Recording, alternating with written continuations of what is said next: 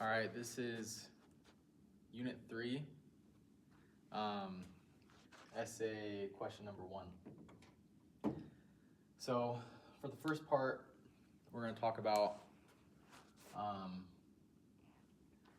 action potentials. Is that what it says? Yeah, describe the action potentials in cardiac, ventricular muscle, and the SA node. During each phase of the action potential, describe the channels, ion currents, and membrane potentials involved. Okay, so I actually want to start out with autorhythmic cells. Within the heart, there's two types of cells. We have autorhythmic and cardiomyocyte. A couple other names that I've seen for them. Autorhythmic cell can also be called a nodal cell or a pacemaker cell. For the cardiomyocyte, they also have to do with like the contractile cell of the heart.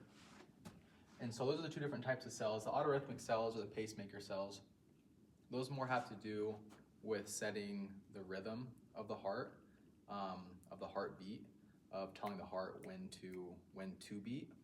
But the cardiomyocytes are what are doing the beating or doing the contracting to create that heartbeat.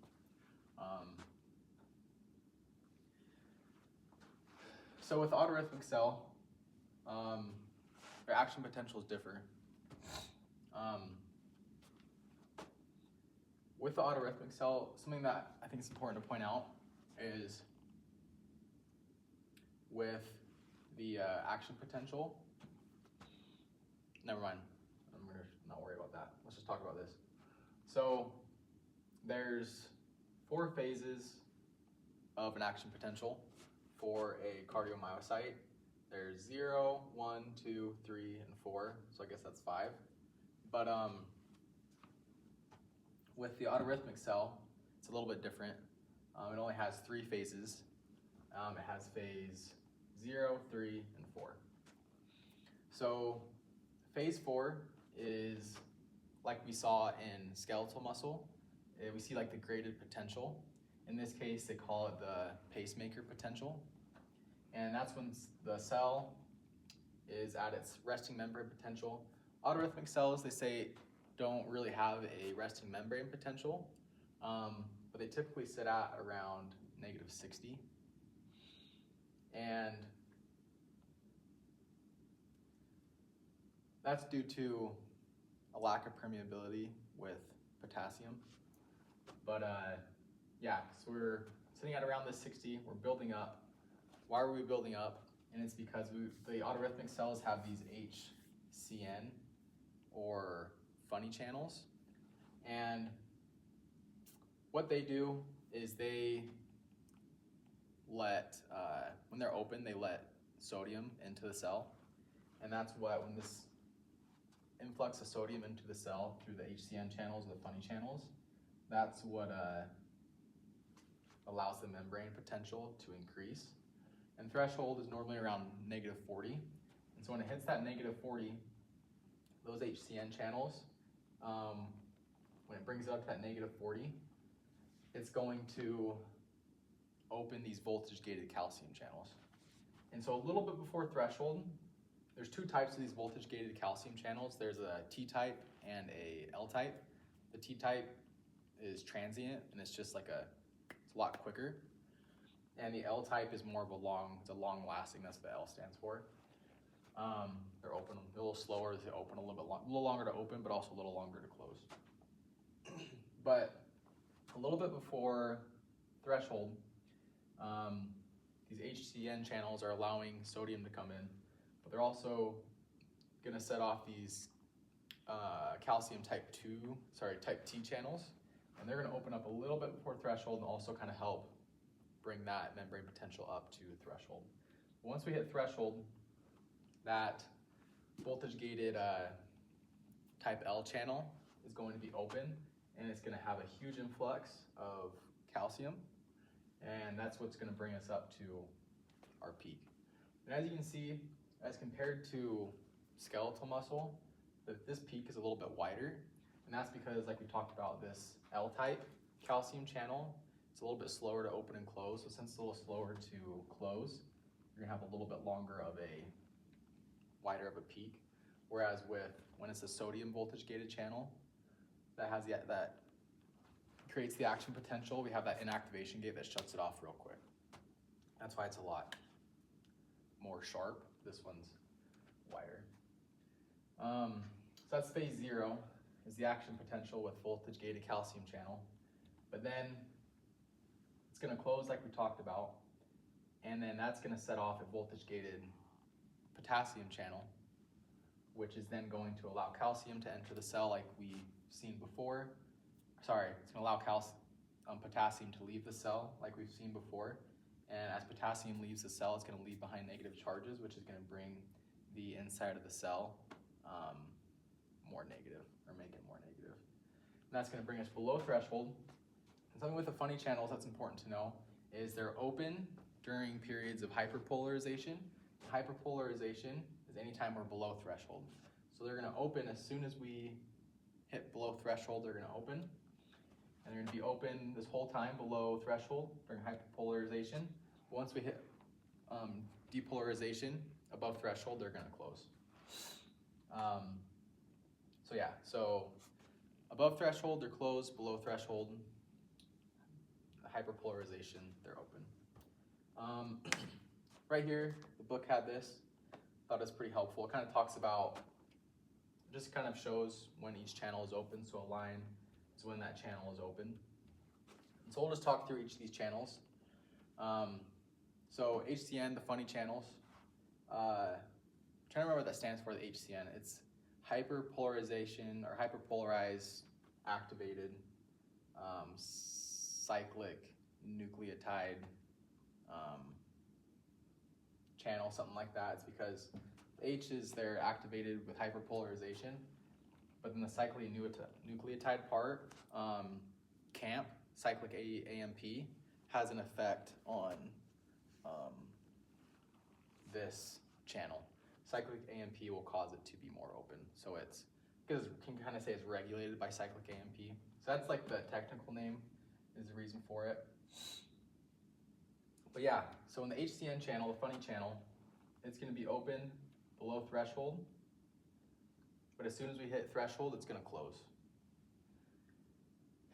And then the calcium channels, this is the type T, the transient. This one's gonna open a little bit before threshold, help the HCN channels reach threshold. But then they're gonna close because they're quick, transient, they're quick, it's gonna close pretty quick after that. But then the L type, the long lasting, he's the one that's really gonna spike us up there in membrane potential. And he's gonna be open from threshold to about the middle part to peak. That's when it's gonna close. And then our voltage gated potassium channel is gonna open here around the peak, bring us back down, and it's gonna close either at threshold or a little bit after. That's gonna close and stop the depolarizing. Yeah, that's the autorhythmic cells. I'm trying to decide if I want to talk about it now, but the autorhythmic cell, it's going to be affected by the sympathetic and the parasympathetic nervous system. And I'll wait to talk about it, but pretty much we know the parasympathetic nervous system slows the heart rate. The sympathetic nervous system increases the heart rate. And the way it does that, each system has an effect on a couple of these different channels to either increase or decrease heart rate. Well, let's talk about cardiomyocyte. So this is the graph for this one. Its membrane potential sits at, resting membrane potential is at -90, and that's because it's more permeable to potassium. And that's why it's lower. Normal cells, it's like 70 to 80. Here it's like more around 90, because it's that permeability, increased permeability to potassium. Then its threshold is like at -70. But in this case, like I said, there's more phases in this one. Like in the autorhythmic, resting membrane, resting membrane for this one's is 4. And this one's regulated by the potassium channels, or the potassium current. And the thing about this one, I don't know if you would call it a graded potential, but at this point right here, this one was more affected by the HCN channels, whereas this one, it's going to be affected by autorhythmic cells or other cardiomyocyte cells through the gap junctions. And so the gap junctions of another cell is going to let in cations, and that's what's going to give us our, I guess, graded potential. I don't know if it's technically called that, but that's what's going to give us our graded potential to threshold. But once we hit threshold, we're going to hit the depolarization phase, and that's through the, like the skeletal muscle we talked about, that's with the voltage-gated sodium channel. And so voltage-gated sodium channel, it's going to have that activation gate, but pretty quick it's going to have the deactivation gate. And so we're going to have a short phase while that one's open, but it's going to close at the top with the deactivation gate. And we're going to hit our peak. And then shortly after that, we're going to have phase 1, is where it's the rapid or initial repolarization phase. And that's where we're going to be open to some, it was technically called the ITO. And I think there's a type 1, type 2. First they discovered the potassium, but then they discovered there's also a chloride one.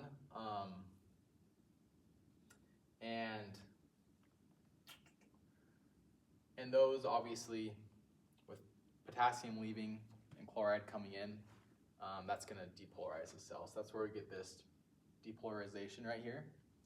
But then we're going to have like we talked about, the calcium channel. I think this is an L-type. Yeah, it's an L-type channel.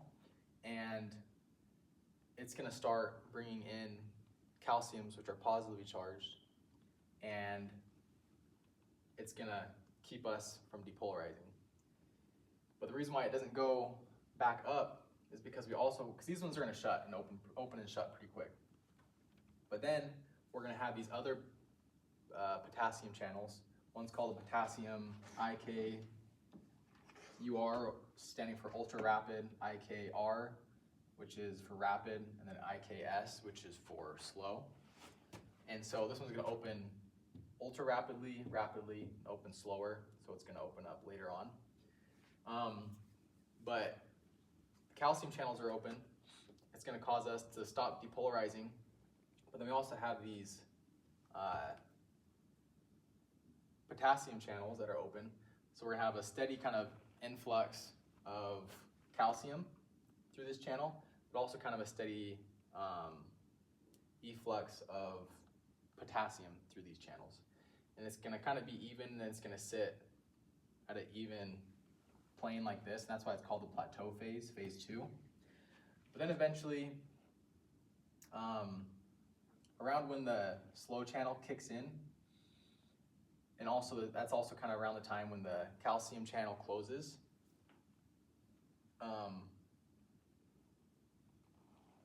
potassium's going to overtake, and we're going to enter repolarization, which is phase 3. We also have the IK1 channels, and so we're going to depolarize below threshold, and we're going to get back to phase 4.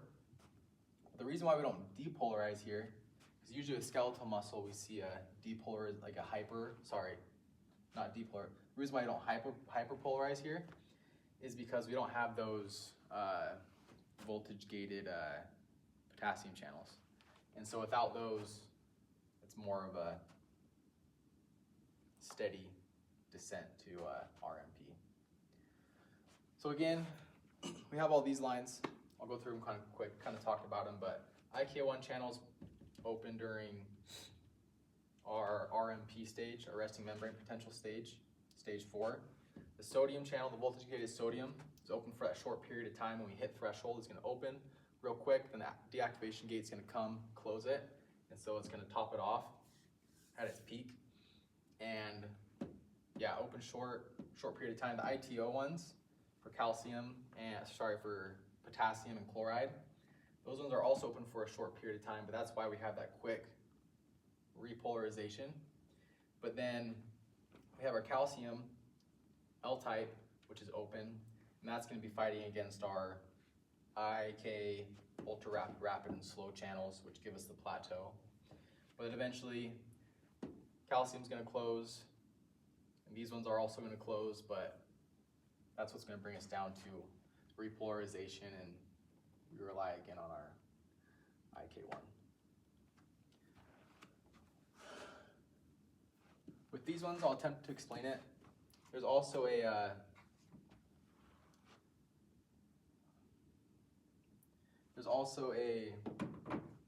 IK ATP channel, and that one's open during times of low amounts of ATP. I'm trying to remember kind of the cascade of what sets it off, but we're in like a hypoxic stage. And so since we're in a hypoxic stage, the cells don't have a lot of ATP, which a low amount of ATP is not going to allow the sodium-potassium pump to work or be as active throughout the cell. And so that's going to mess with the concentration gradient of sodium and potassium. So we're going to end up with more potassium on the outside of the cell, which is going to cause the channels, like the leak channels for potassium. Since we have a higher gradient outside the cell than normal, we still have a higher gradient inside, but outside there's a higher gradient than normal, so there's not as much as a need, or just a need for potassium to leave the cell. So the cell's going to become more positive. And we don't want that, because then we'll get stuck in hyperpolarization for the heart. We'll get stuck in depolarization above threshold for the heart, and that's not good. And so there's these calcium ATP channels where if there's low amounts of ATP, they'll open. These special channels were open to allow potassium to be more permeable, to leave the cell. Even though there's less of a gradient, there's more channels, so more of it's going to leave, and that will allow it to go below the threshold to repolarize. Still don't know a ton about those, but thought it was important to mention, especially for me, just to talk about it so I can learn it better. But yeah, so we're still going to be talking about autorhythmic and the cardio, what's it called? Yeah, the cardiomyocytes. But we're going to talk about, first we're going to explain the role of calcium in the cardiac muscle contraction and include the mechanism of its release into the cytoplasm and its return to the SR and extracellular fluid. So I need to give a thank you to Ninja Nerd. That's kind of what I'm basing this part at. Kind of copied his drawings. I'm going to need a couple markers.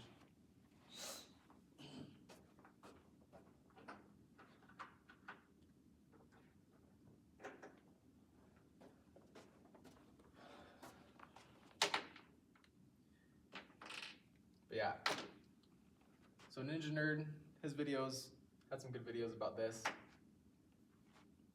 Thought I explained it really well, so I'm just gonna piggyback off that. So, like we said, the autorhythmic cells, that's what sets the rhythm for the heartbeat. And so, that's what's gonna send like an action potential or send ions to go through and set off action potentials in the contractile cells. So it all starts with the autorhythmic cells.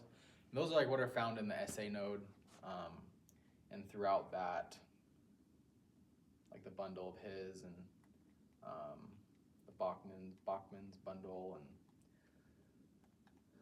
the left and right bundles that go to the ventricles and the Purkinje fibers. So it all starts here. It's going to set the rhythm for it. And it doesn't rely on the sympathetic nervous system or the or the parasympathetic nervous system. It can be affected by it, but it doesn't rely on that. It's its own thing. It does it by itself. And that's why we talked about, we have the HCN channels, which allow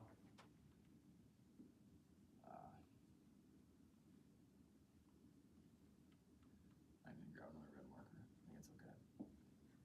Which allow sodium to come in. As sodium enters, it's going to increase our membrane potential. And as it increases our membrane potential, it's going to allow these calcium channels to open, the T and the L type. And calcium's coming in. And we have all these calciums coming in. And that's what's going to create the, that's how we get our action potential. So again, through the HCN channels, we have sodium come in. It sets off these calcium T and L type channels. We have an influx of calcium. So we now have a bunch of calcium in here. And calcium's then, I guess I should explain this too. So we have an autorhythmic cell and a cardomyocyte. These can be connected through, I think they're called inter something discs. And these things that are like anchoring them together, I drew those right here. Those are desmosomes. I'm not gonna write it, but they're desmosomes that like hold each other together. But then we also have these, call them gap junctions. These gap junctions that allow for the flow of ions from cell to cell. And this whole thing with the gap junctions and the desmosomes, that's together called an interrelated disc or something. But these interrelated discs with the gap junctions and the desmosomes, that's going to allow autorhythmic cells to send signals to cardomyocytes, which then cardomyocytes can then have another connection like this, interrelated disc with another cardomyocyte cell. And so they're separate cells, but they're all interrelated. So that's how the heart can function as one. They're very good communicators. So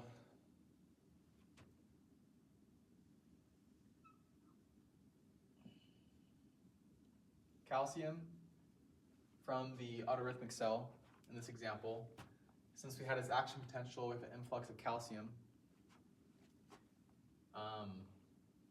calcium's then going to make its way to, I don't know if you say calcium, but these ions, these cations, are going to make its way through the gap junctions and go to the cardomyocyte cell,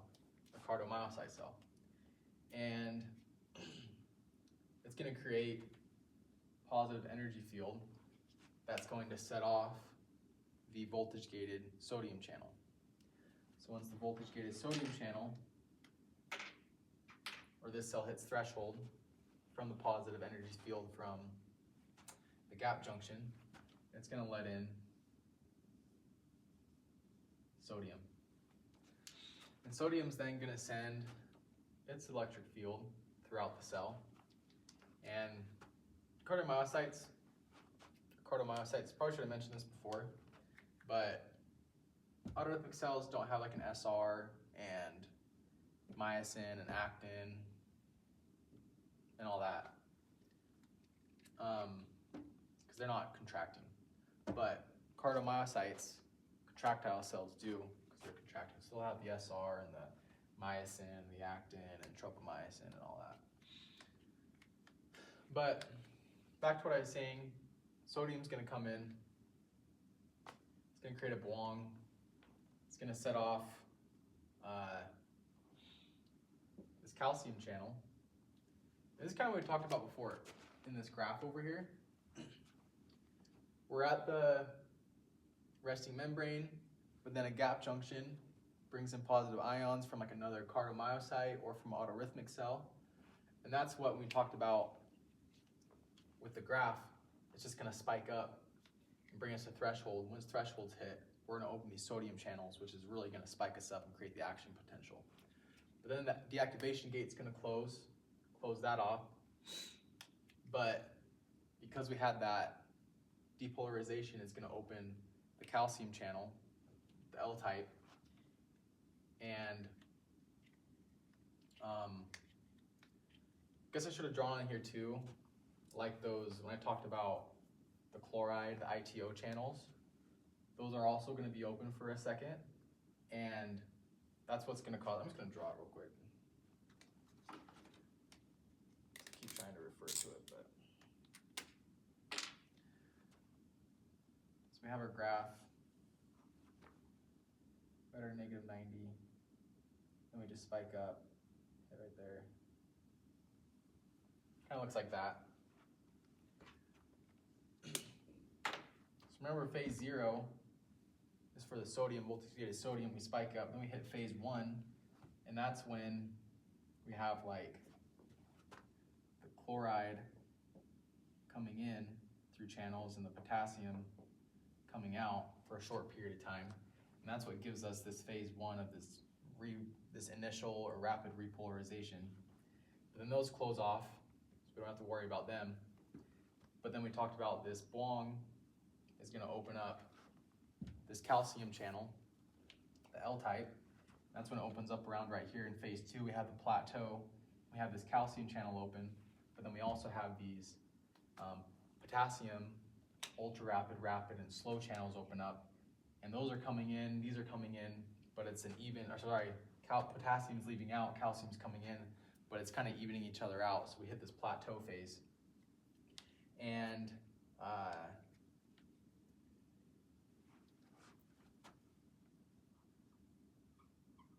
calcium coming in. So we have this plateau phase, but then eventually this is gonna close, calcium's gonna stop coming in, but we still have potassium leaving out, which is making it more negative. Then we go into phase 3, and we eventually go below threshold and get back into the resting membrane potential, to phase 4 again. Those are kind of how those channels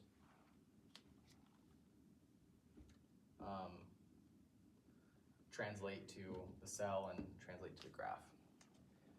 But something that's important is there's 2 reasons why this plateau phase is important.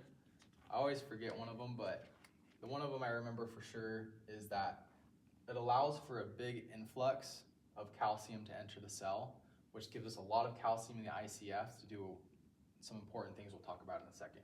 The second reason why it's important is, I believe it's important because, why is the other reason it's important? Plateau phase. It's something to do just like with the timing of the cell, I'm pretty sure, and like contractions. It's something to do with the timing of the contractions of the cell and all that. I'll have to look it up. Maybe we'll just look it up right now so I can remember.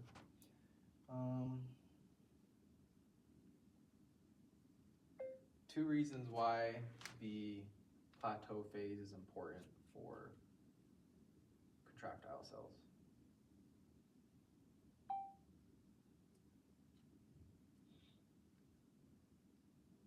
Okay.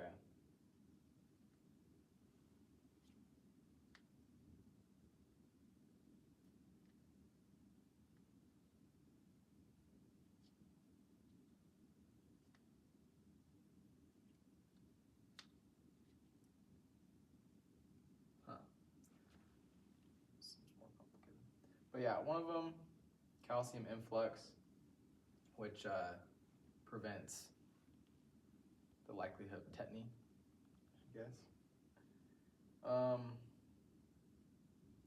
But yeah, this is kind of just saying,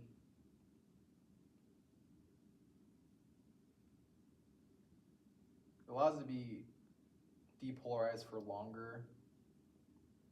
Yeah, just like with the flow of the heart and the timing. I'll have to look up the specific reason. I think the book said it, but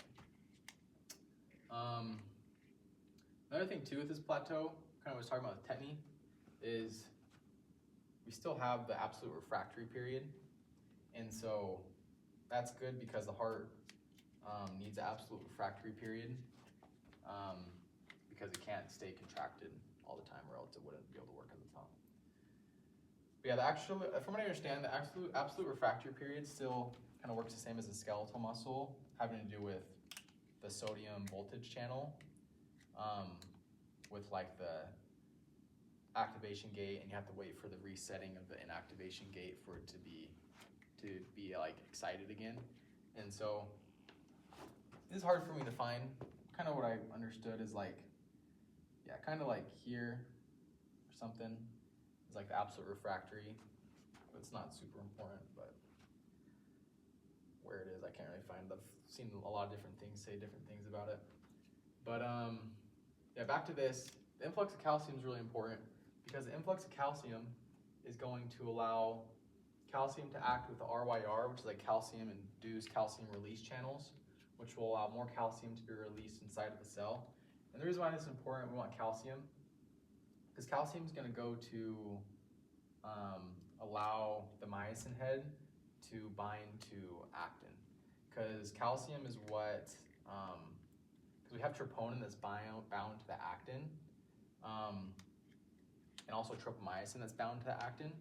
But when there's calcium, it opens up the actin binding sites, which allows the myosin head to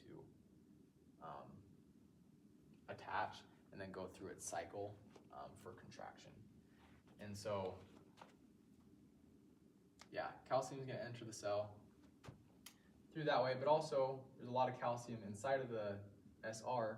And so when calcium comes in, it's not only entering the ICF, but it's also allowing the RYR, the calcium-induced calcium release channels, to release calcium from the SR, which is going to give us more and more calcium. Let's go over here for a second. This part. I'm going to close these for now.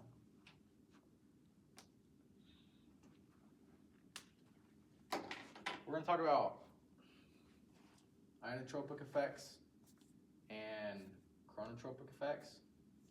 Inotropic has to do with like the strength of contractility, whereas chronotropic more has to do with the rate of contractility. And so inotropic, the strength, more just has to do with contractile cells. And what's going to happen is epinephrine and norepinephrine is going to activate or set off a beta-1 cell or a beta-1 receptor. And the beta-1 receptor can go over here and activate an alpha subunit. And that's going to interact with an L-type calcium channel. And that's going to increase the influx of calcium, which is going to increase the concentration, like we talked about over here. We have increased concentration. We're going to have increased release of calcium through the SR, through the RYR channels, calcium-induced calcium release channels, and it's going to increase to more calcium. That's going to be able to interact with the cycle for the myosin and stuff. And that's going to create more contractility because there's more calcium, which is going to have an inotropic effect. But also, it can go, the alpha subunit can go and activate adenyl cyclase, which adenyl cyclase is going to produce cyclic AMP, which cyclic AMP is going to activate protein kinase A, and protein kinase A is what phosphorylates things. One of the things it's going to do, it's going to phosphorylate an L-type channel, like we talked about, this L-type channel. It's also going to phosphorylate L-type channels for calcium. And it's pretty much going to have the same effect as this alpha subunit had on this L-type channel. It's just going to increase the openness of it and allow more calcium to come in, increase the concentration of calcium, which is going to allow more calcium to leave the SR, which is going to increase to more calcium to be able to interact with the myosin. and the cycle, and more contractions, more strength. So these two kind of feed into the same one. But then we have these three other ones that phosphorylate, where PKA is going to phosphorylate. It's kind of a divide right here. These two are going to lead to something called lusotropic effect. And lusotropic effect is going to decrease the time of relaxation, or decrease the time of contraction, which is going to, we'll talk about it when we get there. But the phosphorylation in PKA can have a lusotropic effect, but we're still going to over here talk about the inotropic effect of PKA. It's going to phosphorylate the RYR, which is this guy on the SR, the rhyodine channel. And when it phosphorylates RYR, it's going to remove something called calstabin.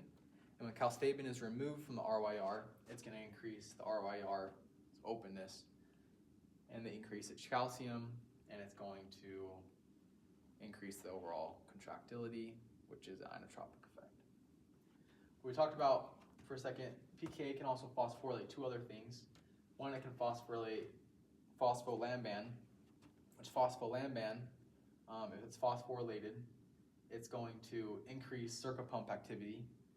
And if the circuit pump activity is increased, it's going to take in more calcium from the ICF, and it's going to store it, create a good supply inside of the SR. But most importantly, it's going to take in more calcium from the ICF, which is going to increase the speed of relaxation. Because if there's less calcium in here, then we're going to have less time where it's contracted. So it's going to speed up relaxation, and it's going to bring it in faster, which is going to decrease the duration of contraction, which is good because it allows us to have more contractions. And that's a lusotropic effect. Same over here, it's going to phosphorylate troponin I, which we know troponin has like 3 parts to it. Troponin I is the main part, but it also has troponin C, where troponin C is where calcium attaches. But when troponin is attached to when it receives the calcium, that's what moves the tropomyosin to allow those actin binding sites to be open for myosin. But in this case, when it's the removal of it, it's going to go through a transformational change. And it's going to, so when the troponin I is phosphorylated, it's going to go through a transformation change, and it's going to remove the calcium from troponin C, which is also going to increase the speed of relaxation and decrease the duration of contraction, which is a lusotropic effect.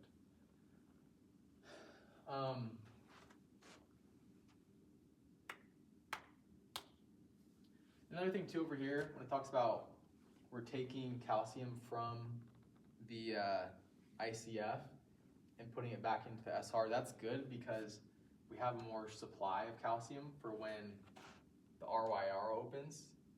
We're gonna have more calcium to let it be released out of there. So it's working together. For chronotropic, this is with autorhythmic cells. That's why I put that AR right there. And chronotropic is rate. So positive chronotropic effect is going to increase rate. Negative chronotropic effect is going to decrease the rate of the heartbeat. So in this case, beta 1 is going to be affected by epinephrine and norepinephrine from sympathetic ganglia or from the adrenal medulla. And beta 1 is going to be the receptor.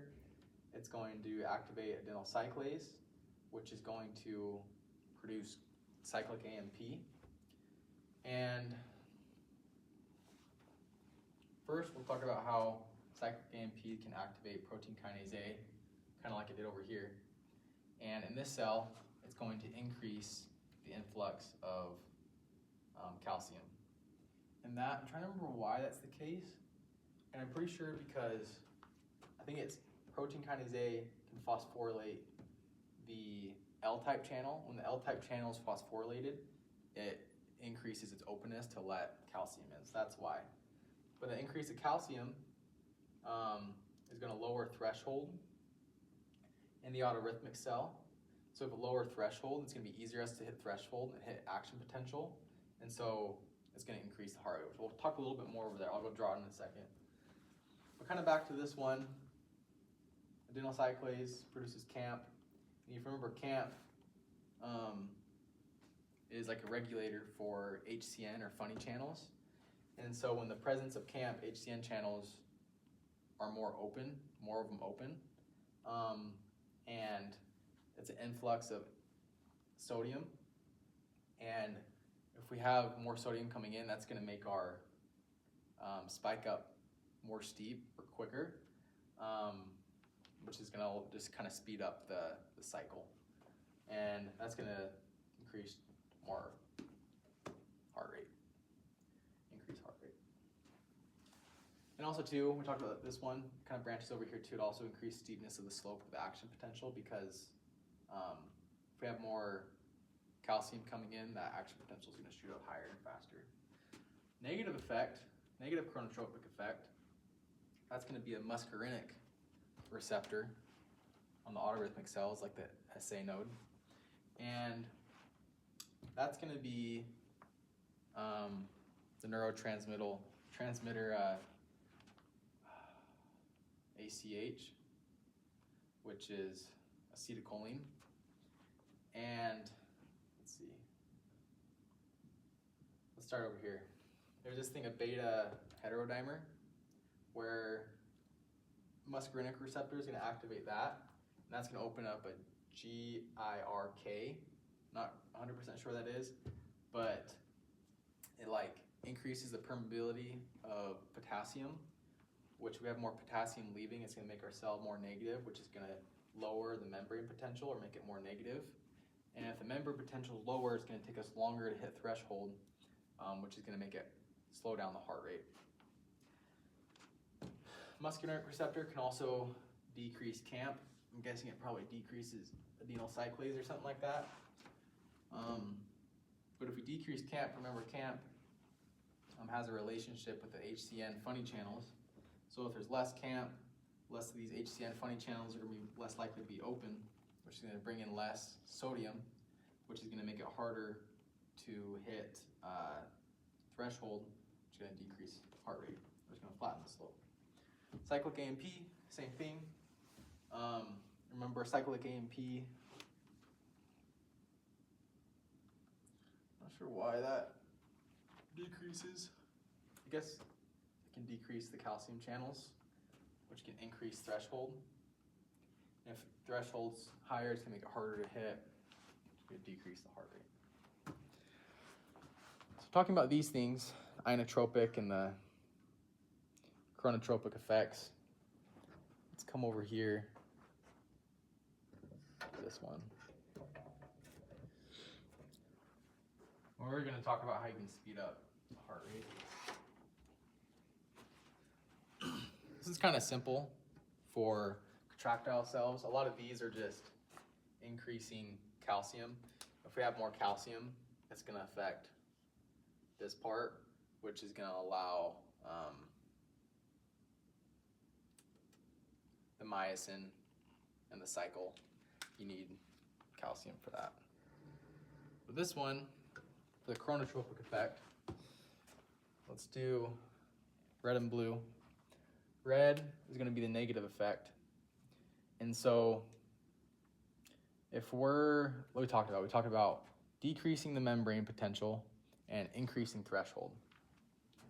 So let's say we start out, let's say we decrease the membrane potential, like right here.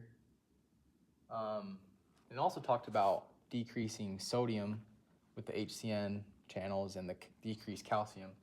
So if we're starting out lower, it's already going to take longer to hit threshold. If we raise threshold, like I said, we can do, it's just going to take longer to hit threshold. Which if it's taking longer to hit threshold, we're not going to have as many of these spikes or action potentials. It's kind of good look. And with the decrease of sodium, we're going to have a not as steep rise. Oh, finally we're gonna hit it. So we'll rise, we'll come back down. We're coming back down further to this lower one. Then we're gonna hit it, we're gonna come back up because HCN channels, but it's gonna take us a long time to hit. So you can see it kind of lengthened out the action potentials for a negative chronotropic because we're lowering the membrane potential. We can also raise the threshold, and we're just having less sodium coming in, so it's gonna have a less steep of a slope. And with less calcium also, we're gonna have a less steep of a slope. I didn't write as much up there, but you get the point. But if we have a positive chronotropic effect where we have adrenaline coming and acting with the beta-1 receptor, that camp's gonna increase HCN.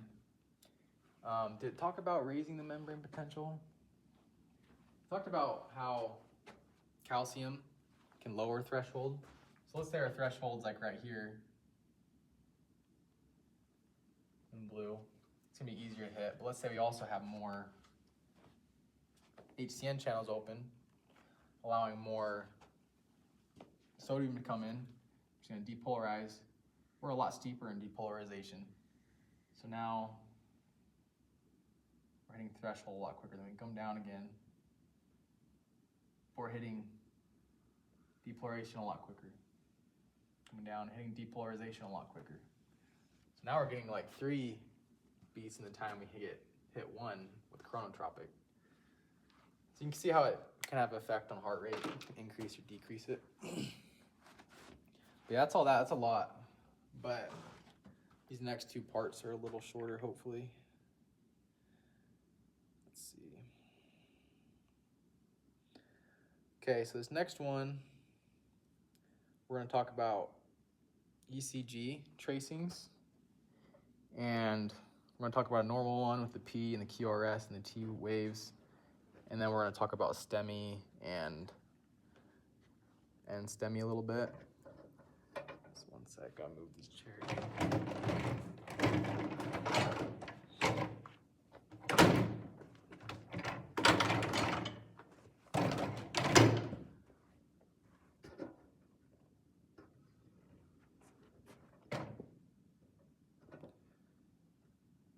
All right.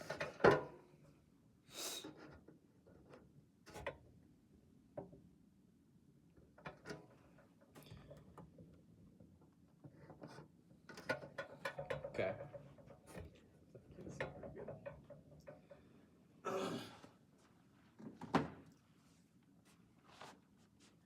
Okay, this is a normal EKG. How an EKG works is you put these leads on the heart, or not on the heart, you put them around the heart and on the body, and they detect depolarization within the cells of the heart. And this is the lead type 2. Don't really know the other ones. But a lead 2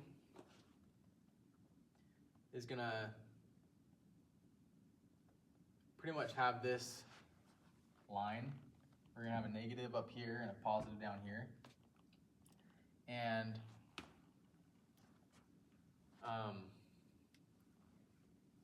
pretty much, this is the right atrium. When the right atrium depolarizes, it makes the cell more positive on the inside, but it makes the outside of the cell more negative. And EKGs or ECGs, they only read the outside of the cell. So in this case, let's say the right atrium depolarizes. Let me explain a little bit. This is the AV node, or the this is the SV node, or the SN, I can't remember. That's the AV node, right there. Okay. Just setting up the church stand. All right, I'll clean this up too. Okay. So I can move this forward? Yeah, you can move it wherever. And then this is the SN node. This is the AV node. Between here, you have what's it called?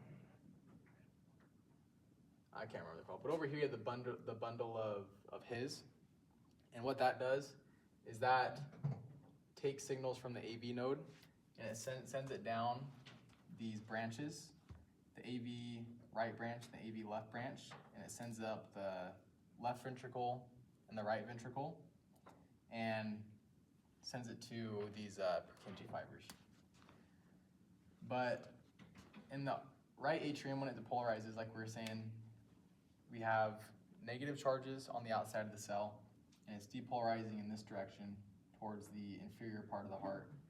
And as it moves towards this positive lead, we have a negative vector going towards a positive lead, so that creates a positive indentation on the EKG. So that's why with the P wave, it's the contraction or the depolarization of the right atrium. And what that does, we have a negative vector going towards the positive ECG lead, and that's going to give us a positive or upward reading.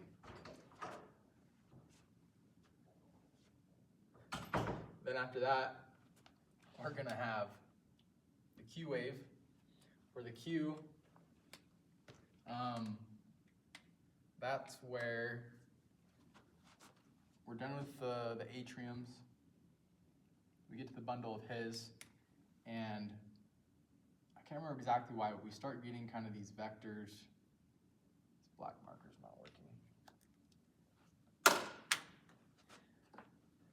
We start getting these, there we go, these vectors going in this direction. And the average vector is kind of going more towards the negative. So it's depolarizing. Inside of the cell is more positive, outside of the cell is more negative. So it's going more negative towards a negative lead. And so that's going to give us a dip. So that's why right here we have this dip for the Q wave. And that's where it was like, right here in this spot, I don't really recall it, but it's like right by the bundle of His, it starts to depolarize more in this direction for a second, but then it gets deflected more in a downward motion towards the apex of the heart. And so that's where like the R gets more deflected down towards the apex. We have these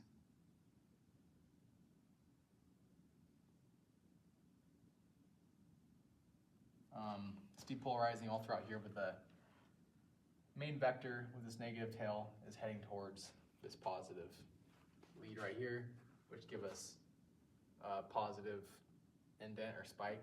That's the R. The S is where the left ventricle is a little bit like bigger and thicker, I think it was saying in the book. And so it takes a little bit longer to depolarize the left ventricle. So the very last, you're kind of left with this little area right here that still needs to be depolarized. And you kind of have a positive or a negative vector going in this direction to finish up this last corner of the left ventricle.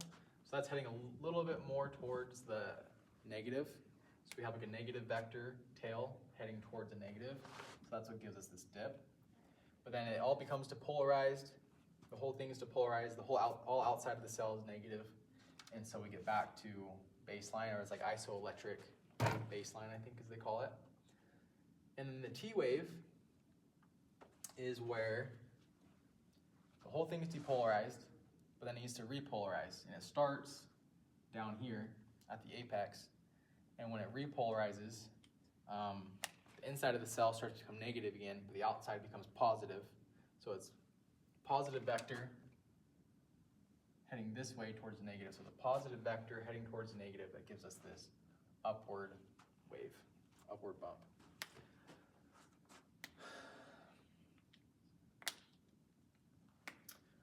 Okay, we gotta talk about STEMI and non-STEMI. STEMI stands for, let's do non-STEMI first. Non-STEMI.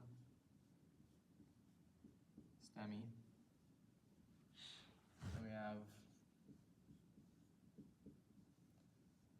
STEMI.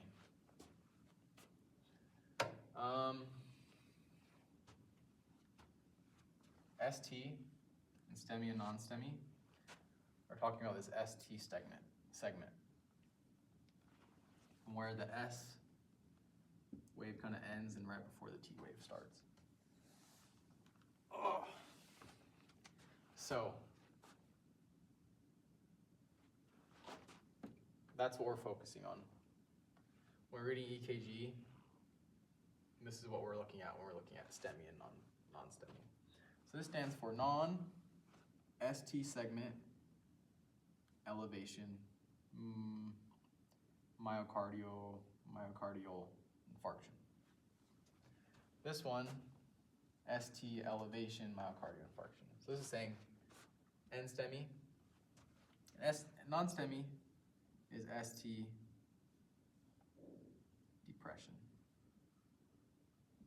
That's why it's non-ST elevation.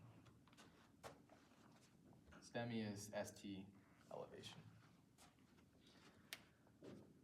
I don't know these super well. They're pretty complicated to me, so I'll do my best to explain it.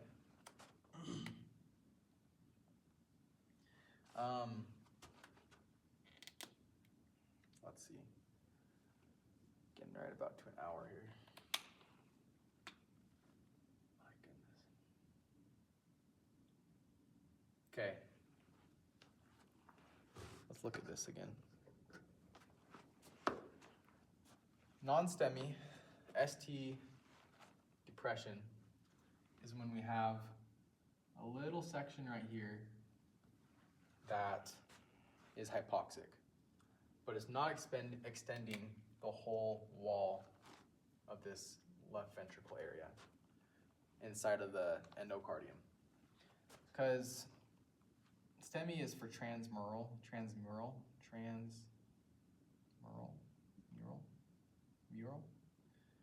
and means like across the whole section. STEMI is just talking about a little part of the section, not just extending across the whole part. But this is when the endocardium starts to become hypoxic. It's usually hypoxic due to like the coronary artery that comes back and gives blood, feeds blood to the heart, will have like a plaque buildup, and it's reducing the flow of blood. And so the part that's going to suffer first from this decrease of blood is the endocardium. And so the section of endocardium is not the whole part, but it's just a small part of it, not going across the whole wall. It's hypoxic. And so because it's hypoxic,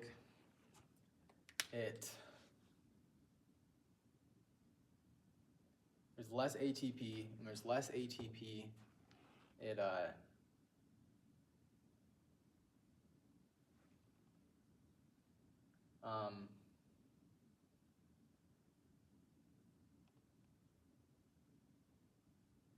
when there's less ATP and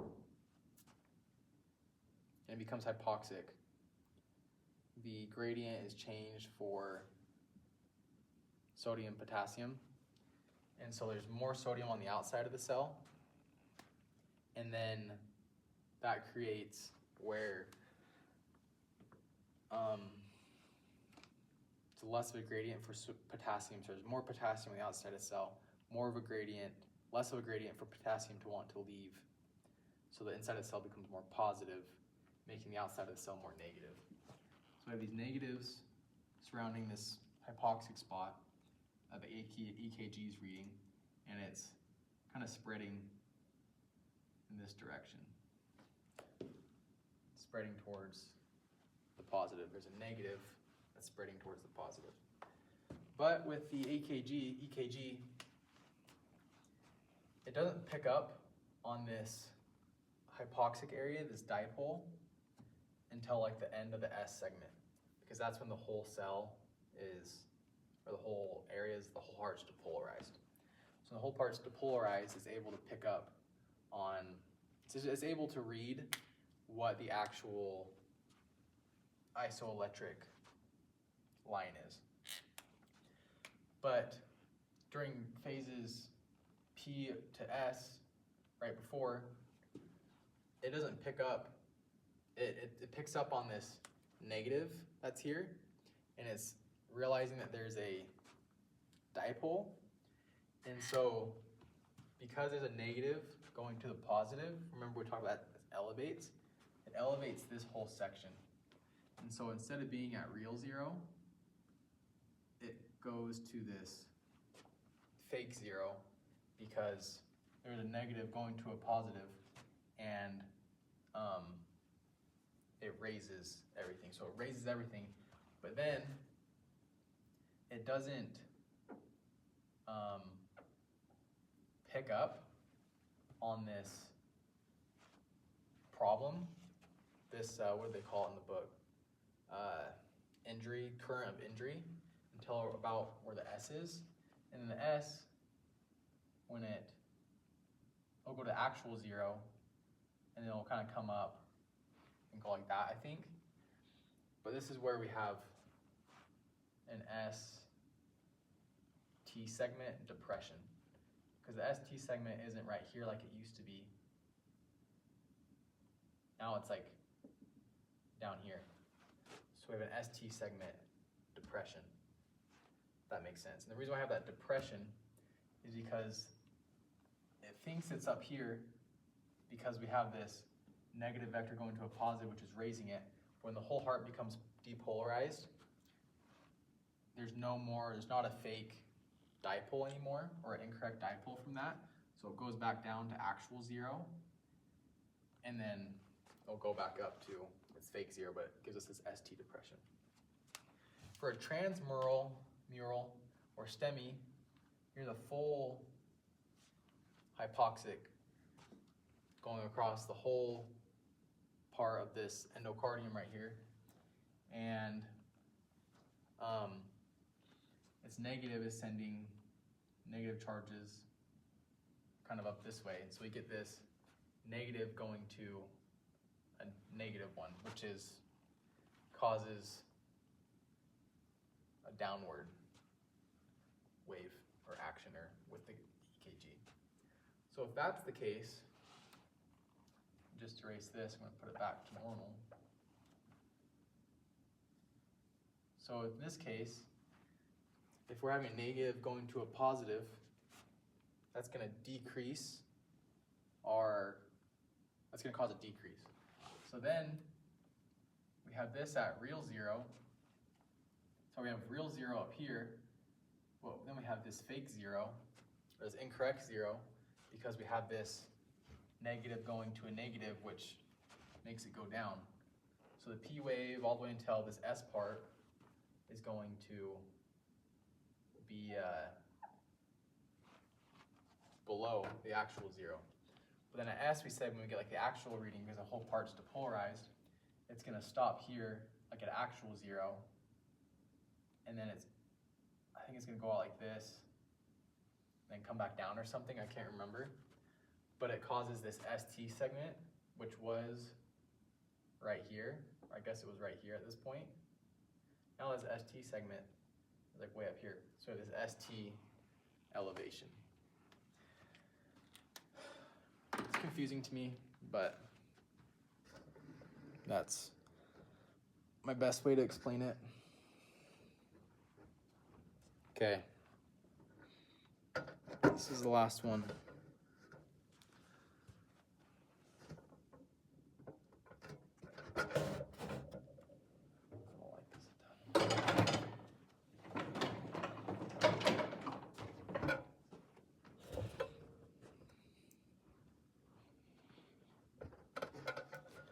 All right, you can see that pretty well.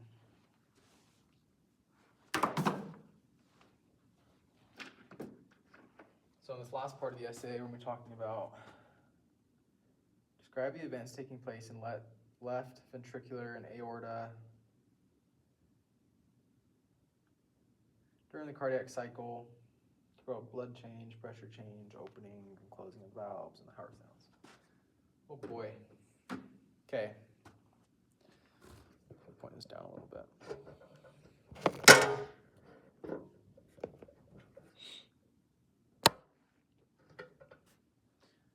All right. Seems like you can see that pretty well.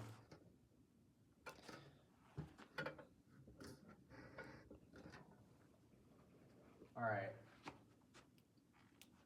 Okay. This is kind of a cool little graph. This graph's just talking about aortic pressure, ventricular pressure,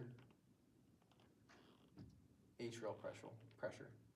Specifically, maybe not specifically, but kind of looking at it more at the left ventricle and the left atria.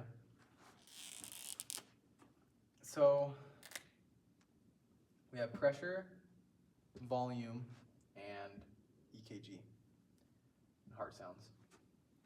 So in the EKG, we talked about how the P wave is for contraction of the atria. The electrical signal always happens right before the actual mechanical action. So right here we have this signal of depolarization of the atria, which actually contracts the atria. And the atria here in red has a higher pressure. Let me re-explain this actually a little bit. It's kind of hard. I don't like the way this is drawn out. You kind of have to start right here. So right here, we're going to start with the filling of the ventricle. So the ventricle, it just squoze. Now it's relaxing. Just released blood into the aorta. So at this point, the pressure of the ventricle is lower than the atria. So in that case, the mitral valve or the bicuspid valve is going to be open, because the valve's only going to close if the pressure in the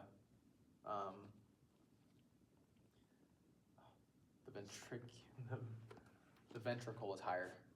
So it opens like this. So if it's low pressure, it's going to be open. If it's high pressure and up here's the aorta or the atria, down here's the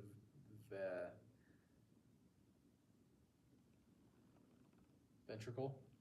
So if we're having high pressure, low pressure in the ventricle, it's going to be open. We're having high pressure more in the atrium, it's going to be open. Lower pressure in the atrium, higher pressure in the ventricle, it's going to close it shut. So right here, we have higher pressure of the atria, lower pressure of the ventricle, so it's open. So blood's passively flowing into the atria. Passively flowing in. That's why you can see here, mitral valve's open, bicuspid valve's open, because the pressure of the atria is higher than the pressure of the ventricle. Because it's open, blood is passively filling. Let me get to this point about right here, where it kind of slopes off, kind of plateaus a little bit. That's because it's passively filling, but it's not really going to fill anymore. So that's why we have this P wave, depolarizes the atria, causes it to contract. Atria contracts, filling that last part of the ventricle. So that's why it stops. Contraction, blood squeezes out of the atria into the ventricle. A little bit of increase. Pressure's high. Flap closes, but a little bit of that blood kind of makes it back in there before it closes. We have this flat line. So just see this, we're going to start. This is the same part right here, okay? We just topped it off, ventricle squoze, and because where we have so much blood now in the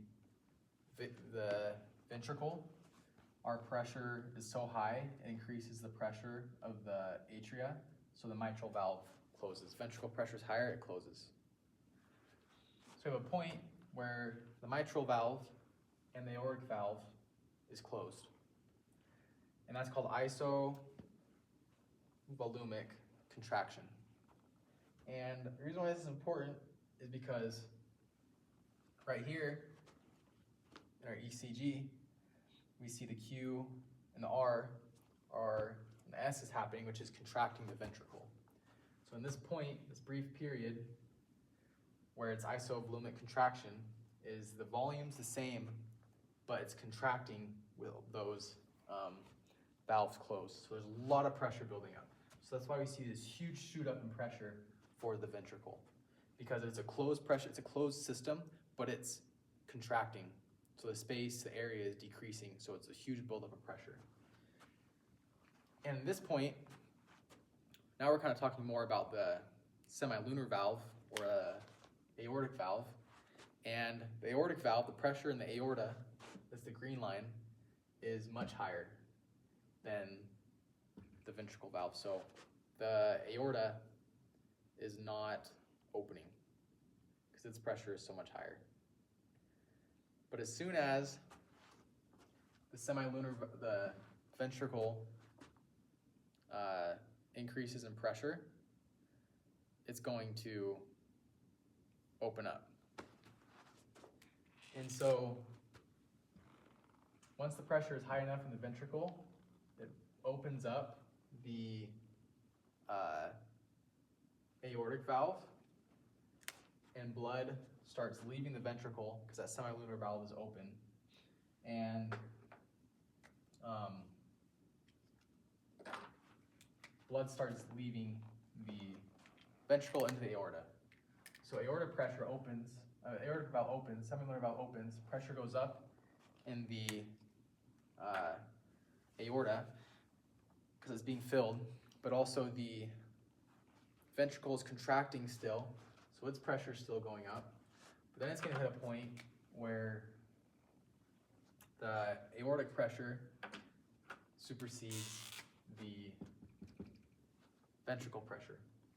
But it doesn't close right away. It closes right here.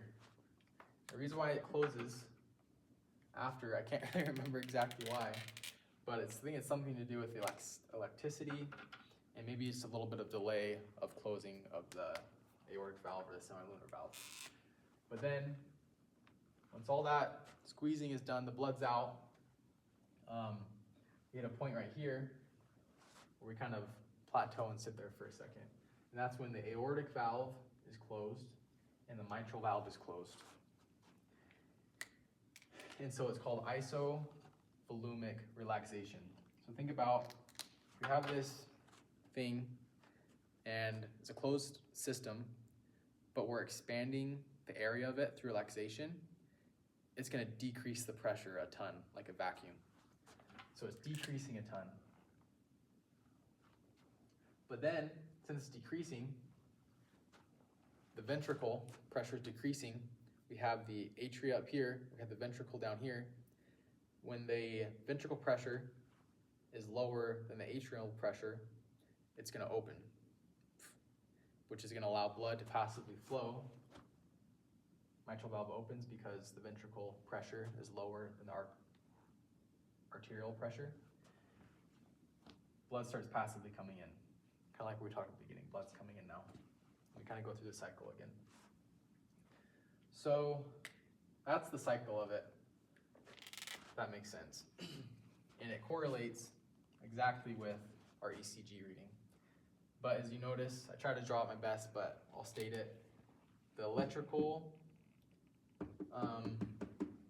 action or the electrical activity happens just before the actual mechanical or physical activity. A couple key things to note is we're talking about over here, this is the same. When the pressure, you kind of get to right here where the P wave causes contraction of the atria, so it puts a lot of more, tops off the ventricle, which increases the pressure. And when the pressure of the ventricle becomes higher of the atria, higher than the atria, that's when the mitral valve closes. And so when the mitral valve closes, snaps shut, that's where we get our first heart sound, and that's the lub. Second heart sound happens when the ventricle becomes lower in pressure than the aorta. So the ventricle becomes lower pressure and the aorta pressure becomes higher. so it snaps shut the semilunar valve. And that's where we get aortic valve closes, semilunar valve closes. That's where we get our second heart sound, which is the dub.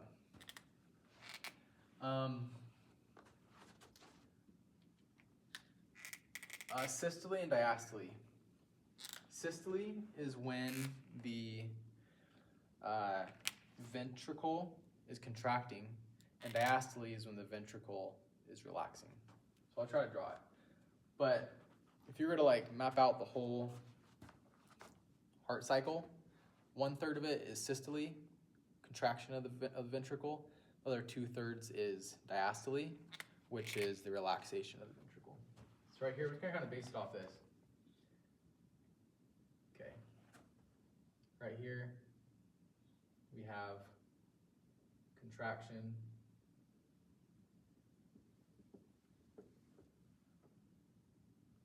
of the ventricle. It's contracting.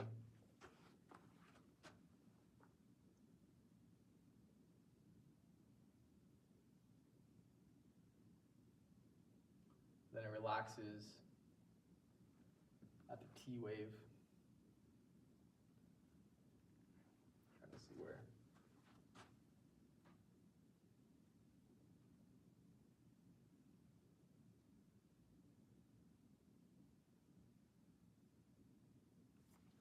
I guess it's kind of like right here.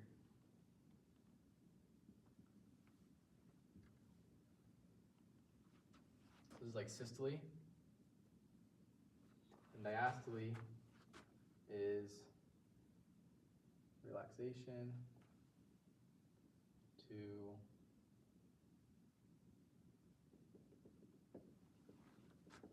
right here.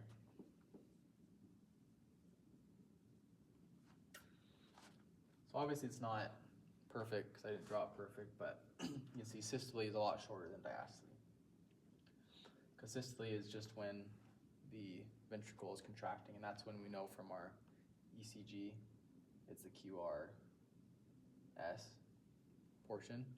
And then it starts relaxing at the T wave. And then it's still relaxing until we get to, does it start contracting at the P wave? No, because that's at the atrium. But it starts contracting again here at like the Q around. So that was a long one. That's probably the hardest essay question because there's just so much to talk about, but I enjoyed talking about it. I think the heart's pretty cool. Again, that is Unit 3, essay question number 1. Lots of cardio stuff. Thanks for watching. See you again next week for essay question number 2.